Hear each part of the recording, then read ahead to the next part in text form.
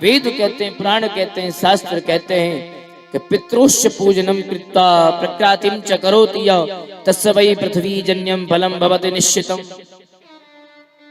माता पिता की जो कोई पूजा कर ले, उनकी परिक्रमा कर लेता है, तो निश्चित रूप से ही वो पृथ्वी की प्रदक्षिणा करने का फल को प्राप्त कर लेता है। ऐसी बातें शिवा और शिव ने जब सुनी तो आश्चर्यचकित हो गए। वो जानते हैं ये बात तो बिल्कुल गणेश जी सत्य कह रहे हैं, लेकिन करें क्या, कुमार तो परिक्रमा लगाने गए हैं, इन्होंने यहीं बिठा करके हमारी प्रदक्षिणा कर ली। फिर से गणेश जी कहते हैं, अपहाय गृहेयो वै पितरो तीर्थमाव्रजेत् तस्य पापं तथा प्रोक्तम हनने च तयोर्यथा।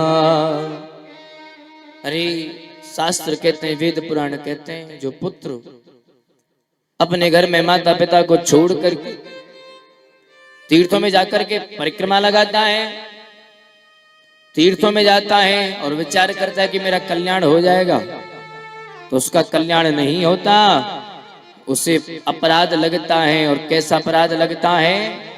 माता पिता की मृत्यु का ही अपराध लगता है, वध करने का अपराध लगता है।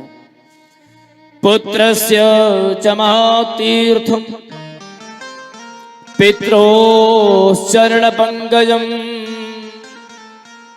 अन्य तीर्थम तु दूरे वै गत्वा संप्राप्यते पुणे। एक स्त्री के लिए उसका पति और माता पिता के चरण कमल ही उस पुत्र के लिए सभी तीर्थ स्वरूप हैं, सभी देव स्वरूप हैं।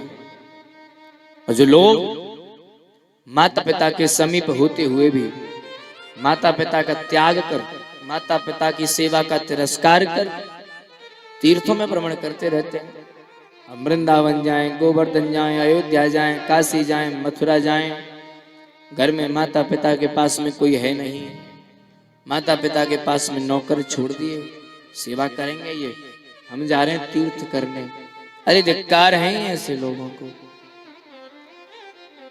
शिव पुराण कहती है, जो लोग माता पिता के होते हुए भी उनकी सेवा नहीं करते, तीर्थों में जाते हैं, मंदिरों में जाते हैं, उन्हें माता पिता के वध करने का अपराध लगता है, जघन्य अपराध लगता है। तो हम जब भी अपनी कथाओं में बार बार यही कहते हैं कि माता पिता की सेवा करना ही सबसे बड़ा धर्म है। न जाने इतने कितने भक्त भगवान के हुए जिन्होंने भगवान का भजन भी छोड़ दिया माता पिता की सेवा के लिए। भगवान उनके बंदी बन गए, भगवान उनके ही होकर के रह गए। अरे भैया, जिन्होंने माता पिता के स्वरूप में ही भगवान का दर्शन कर लिया, उनका पूजन अर्चन कर लिया, सभी तीर्थ सभी धाम उनके घर ही चले आते हैं।